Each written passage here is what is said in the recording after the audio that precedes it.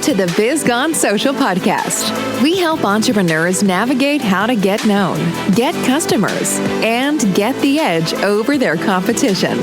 Here is your host, Lorraine Duncan.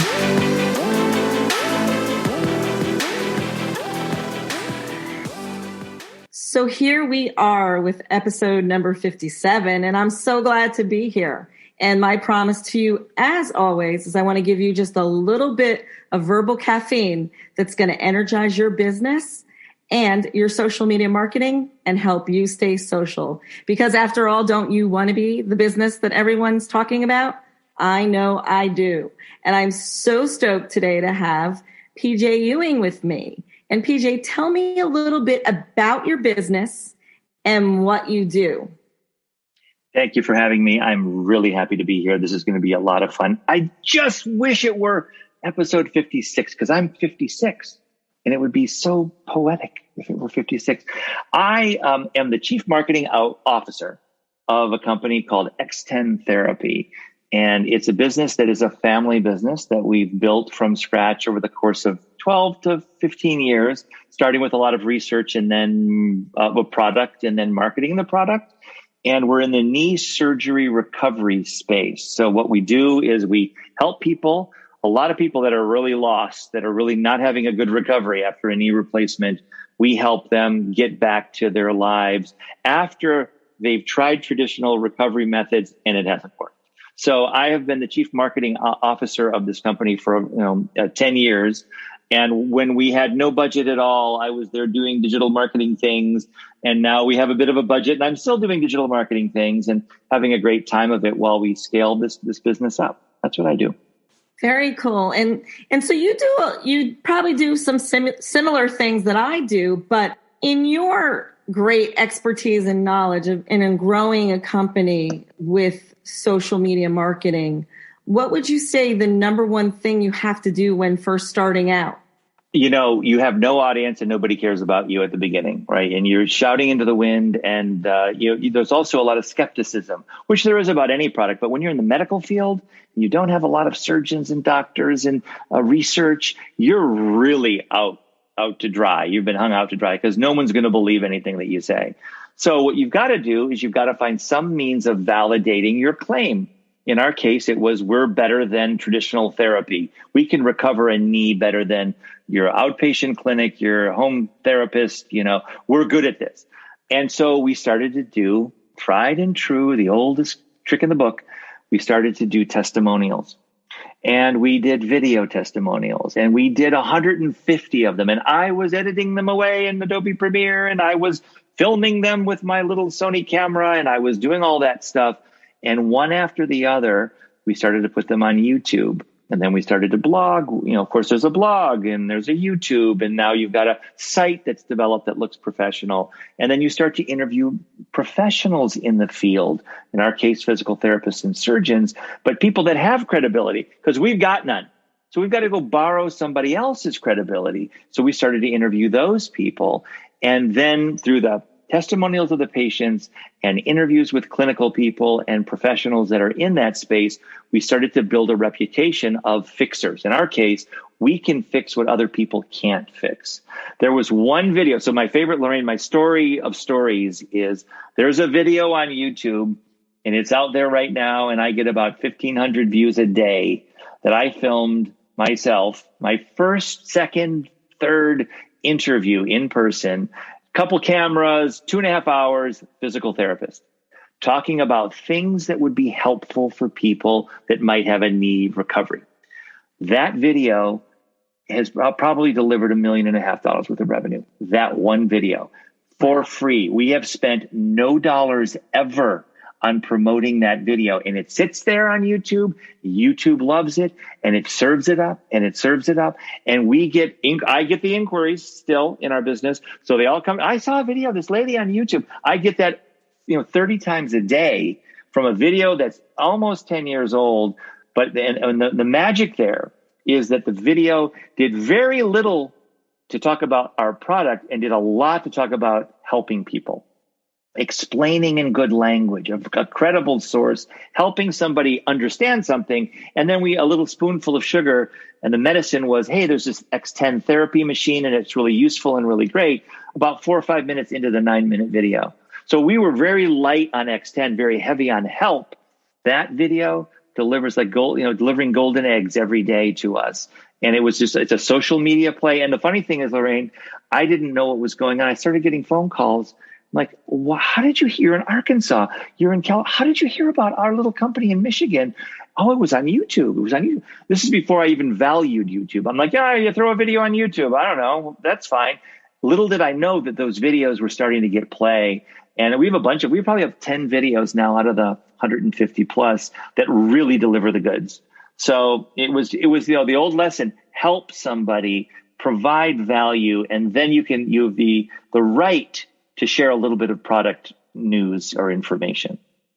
Yeah, and that's so true. Here you are, you do these videos with testimonials, and that was your preconceived strategy. Was that something that was like when you first started doing this is what you were going to do? You were going to post videos, or did it just come into your head? Or, was this a plan? Yeah, that's such a good question. No, we were not planning at all. I think we were backing our way into opportunities. For instance, so what happened? You have testimonials and they show, let's say there's a lady, Kathy, in Sarasota, Florida, and Kathy has a difficult patella fracture. She fell in her bedroom with new sneakers and she broke her kneecap, right? Or patella. And she's struggling. She does all this physical therapy. She comes to X10 and we solve the problem. Well, she did a great video. Beautiful video. She did a terrific job of speaking. Well, suddenly we put that on YouTube. Now what are we getting? Patella fractures. Hi, the Kathy looks like me. So you start to see people that respond to it. And now we didn't have a patella fracture recovery business until the video led us there. We didn't know there was a problem until the video led us to that condition and the fact that our device solves the problem. And that's happened a bunch of times. We thought, we have a machine that'll help you recover after knee replacement. Full stop. What a great device. Turns out people need us 6 to 8 to 10 weeks afterward because all these recoveries are not going well. They're tears, they're upset, they're crying, they're the doctor, there's no answer, they're in really a bad place. And they call a company from YouTube. Good God, you've got to be desperate, right? To call some random company your doctor has never heard of on YouTube. And I pick up the phone. Okay, what's going on? And before you blink, there's a $3,000 order because we really can solve the problem. And it doesn't matter that the doctor's never heard of us because there's enough credibility. Can't tell you, Lorraine, how many times I've heard people say, PJ, I've watched all your videos. I spent 6 hours last night watching testimonials on YouTube. I've got to have your machine. This is the first 10 seconds of the phone call. And that's because we were truthful. We didn't overplay our hand. We didn't overpromise. We delivered honesty, and we delivered a lot of people that were really in trouble that we were really able to help. So it was that we backed our way, the long-winded answer, right? We backed our way into that strategy, to be honest. Yeah. And you say something very important in this whole thing is that you solve a problem. You help somebody solve a problem and you deliver. And I think it's so important that when you're in business for yourself, that you should be solving some kind of problem. You should be helping somebody with a problem. Here's something that just kind of came up in my mind just now, but in those campaigns you did with those little YouTube videos and testimonials, what surprised you? What knocked you? Did it surprise you that you would start getting calls? Did it surprise you that you would start closing business? What surprised you the most? Each one was like Yahoo, happy dance, victory when someone came in and said, okay, I want your machine. What surprised me was this, and this isn't quite a marketing thing, it's more of a marketplace thing, and that is that there were so many people far, far away who really needed us. So we can deliver our machine in 20 states. We have no business really doing that. Our business should be solely in the state of Michigan. We have insurance coverage. We've got tons of machines. We've got our people, our staff. Should be all about Michigan. Why are we in Dallas and LA and 2 places in Florida and the Northeast where I am in New York? Why do we have them? Out of a need. People said, I don't care. I've had people fly machines on little planes from Westchester Airport at midnight all the way to Utah to use our machine because people flew in from Australia. I didn't realize there was such a need for the product. That was surprising. But the other thing, maybe that's more applicable to everybody, is that people want to help you. When you help them, they really want to help you back. Do somebody a solid, and they'll do it in spades back to you. So can I do a testimonial? I want to do a testimonial, PJ. Get me on the screen. I want to tell people how great it is. What can I tell my doctor? I want to tell the PTs. How can I help you? How can I help you? I can't tell you even to this day, this morning, PJ, what can I do to help you guys? Because you helped me, and they paid us, and it was not a cheap thing. And, we all were very financially happy with the agreement, but they were overjoyed to get their mobility back. And now they are so inclined to want to help us. We are tapping into patients in Florida that we haven't spoken with in 5 years. But now we have a home care company in Florida. Now we'd love them to tell their doctor about us. 5 years later, all of them are doing it. Hey, I used the machine 5 years ago. Doc, you remember me? Hey, you should look at this X10 thing. They don't go away. It's like a little army of salespeople that are really just our clients. Yeah, there's a home marketing strategy that, you bring them in by giving something and then you bring them through this whole funnel till you get them to be a raving fan. And by, once they start buying from you, when they start knowing and liking and trusting you, they literally become raving fans. And it sounds like that you have a business there that, has raving fans, and that's exciting. What would you say is the biggest challenge about keeping up the momentum, keeping up the energy in the 10X and the X10, I should say?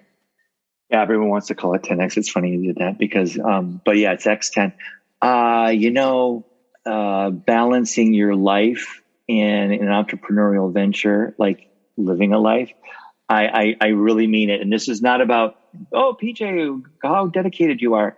5 years of my life went by, and I am not kidding you. Family business, startup, no marketing budget. I mean it. 7 days a week, Saturday nights, Sunday night. I was on this thing. It was just me and my little MacBook Pro and then the world out there. And I was so passionate that I mean, those 5 years, I'll never get them back. They're gone, and I didn't have a life. I really didn't. So in digital marketing, and I think you're smarter than me. So let's just say that right now, because I think you can automate, and there are new tools now that allow us to automate more than maybe back when I was doing this. But I did it all by hand. Every post, every placement, every video. I mean, it was PJ and his MacBook and in the internet. And that was the end of the support that I got. And I built, half of our revenue comes from that digital stuff now. Half of this company's revenue. The other comes from insurance and normal channels that you'd expect, right? We still have 50% coming from those videos and those efforts and those blogs and those things that I did. But you burn out. So the balance of maybe that extra post isn't necessary. Maybe that extra thing you can do without. Maybe you can do 70% of the work and still get most of the gain. You've got to find a work-life balance. And I think just a smarts about what's effective and what isn't, in the tools. That's why I think you're better than me, because I was just blunt force, just like a baseball bat. I was trying to take at this problem. Thank you. Thank you for your compliment. To me, you're my hero. I mean, results when you put up something on social media is really important, because for most people, organic reach really isn't important. It's really, are you getting somebody to engage? Are you getting someone to a phone call? Are you getting, somebody to talk to? Fast forward, what is working now for X10? We've evolved a little bit where we don't have to rely on everybody else's credentials, everybody else's, their reputation. We have research, we've got surgeons, we've got insurance coverage, we've got enough in the bank where we're still tiny. We're still a very small company, but we could be a giant company. And I mean that. I mean, this could be well over $1 billion company. And we're starting to put the pieces in place where we can sort of methodically lay that out. We're starting home care companies. We've got one down, a second one opening in Sarasota soon. We're able to take Medicare dollars, which we've never been able to take. We've got really credible research. In our first big Journal of Orthopedics article was published 2 months ago. We were just on ABC News, a big feature on our company. So things are turning over now where you know what it is, Lorraine? It's after the wind was in my face for 8 to 10 years. I think I have a little bit of wind at my back, just a little bit. And that may go away. It may go away. The world has changed. We have new competitors. Some of our clients are now our competitors. I mean, the world keeps shifting, but I've got a little bit of momentum to rely on besides just our own army of patients. So what's working is really getting the word out. Still the same tools. Well, no, you know what? Let me revise that. You know what's working for us, to be honest, surprising me, is I mentioned the ABC News. That's a PR company. So we never really paid anybody to do anything like this until 6 months ago. And that PR company's got us placed in a bunch of little places. And then bing, bing, bing, a TV 3.5 minute interview with the anchor kind of moment 2 months ago, a month and a half. And that's really propelled us in a new way. So actually it's not PJ's work. It's the work of a PR company that is maybe the latest thing that's working for us, I would say. Something that I would never have engaged in on my own. It was a team decision. Maybe me not understanding PR as well as everybody else. But. Right. So, and yeah, PR, I work with a lot of authors, and every once in a while I get to see the work of a PR person. And my understanding from what I've seen so far is that they just get a lot of engagements for you, meaning not on social media, but on interviews with real people, on a TV show or on a radio show or on a podcast. And that goes a long way, actually. It seems that, I think that the next time I'm an author of a book, and the next time I write a book, I'm definitely hiring a PR person, because. There you go. Definitely. Right? I mean, because you and me were like, I can do anything. And we can't. I edited video. I can do anything. Give me a little tutorial on YouTube. I could probably do any digital thing, you name it. But are we going to do it as well as it can be done? Are we going to do a press release and then the reach out like a PR company? You can't do it all yourself. Maybe through all of my conversation here today, the lesson is you really can't do it all yourself. You've got to assign work, and you've got to build a team and rely on other people's expertise, when you can afford it, I guess. Yeah. If you were going to give one piece of advice to someone just starting a business out, maybe a service business, or maybe they're selling something on Etsy or whatever, what would be that one piece of advice? I think, and this goes to the fact that I know how to develop websites now. I've learned that craft, and I'm pretty good at it. I think you need to have something that you own, digital thing that you own, a real estate on the internet, a website. And because you know what? Facebook's going to change their rules, and Facebook owns those people that are on your Facebook page, and Google's got their little hand in, and Pinterest, and you name it, whatever you care about, LinkedIn. Those are other companies' assets, even though it says your name on it. And I know it's hard to do, but when someone comes to your home, your website, and you welcome them and they interact with you there, it's harder to do because every website's a little different, and we all understand Facebook and how it works and what to do, but that's very valuable. And so I think that, even if you do it yourself, you use a little tool, you build a little bit of real estate, have a professional help you at some point. I think you need to start out with a home, digital home, and that really is a website. Yeah, absolutely. In fact, like when I'm working with clients, when I first meet them, potential clients, I should say, that's the first question I ask them: do you have a website? And I think I really feel that that's the most important thing you can have, because case in point, I think about 4 or 5 weeks ago now, Facebook was down for the day. And I remember that. Yeah. It was a nightmare. Some people I had one launch that I was doing for someone that I had to move over to LinkedIn and Twitter for. So I got to spend a day on Twitter, which I usually never do. So it was kind of an interesting little thing. But the thing is we don't own it. And last week something happened on, I think it was Tuesday. Amazon. Yeah. And it actually was connected to like some apps it was connected to where it shut down people's electricity, shut down their phone. It was pretty scary. It only affected me in one way, a scheduler. I used Later and it affected that, but it didn't really because it was back up by the time my posts were scheduled to go out, which I was very grateful for. But that was actually scary for some people. What's that scary TV show, where they had the futuristic TV show in Netflix where there's like a sci-fi component to it? Oh, Black Mirror. There's an episode about the future of the world where Amazon is on autopilot and taking over the planet. Kind of fun. But it is scary because they say that 35% of the internet was affected by the Amazon thing. I am involved in a radio station. Our station went down because they used Amazon servers. All of my websites were not. I don't use Amazon. So by fortune, it could have been my server guys went down, but they didn't. So I was all up and running, but it was we're so reliant. And the more that you have something that you own, that you've developed, that you understand. And I will say one more thing to that piece of advice. Understand how to do it a little bit yourself. You don't have to be the web developer, but don't be, I don't know, our web developer ran away. We don't know how to get into our own website. We need to, good Lord, that's your fault. You have to have the password. You know how to log in. Do not be 100% reliant on somebody else to develop your site. I give all my clients WordPress lessons. I explain how to get in. They can take the keys to the thing and run with it. They don't need me anymore when a site is developed. Which I do also in addition to my X10 work. You gotta be able to get your hands into your own site and be able to manage it a little bit.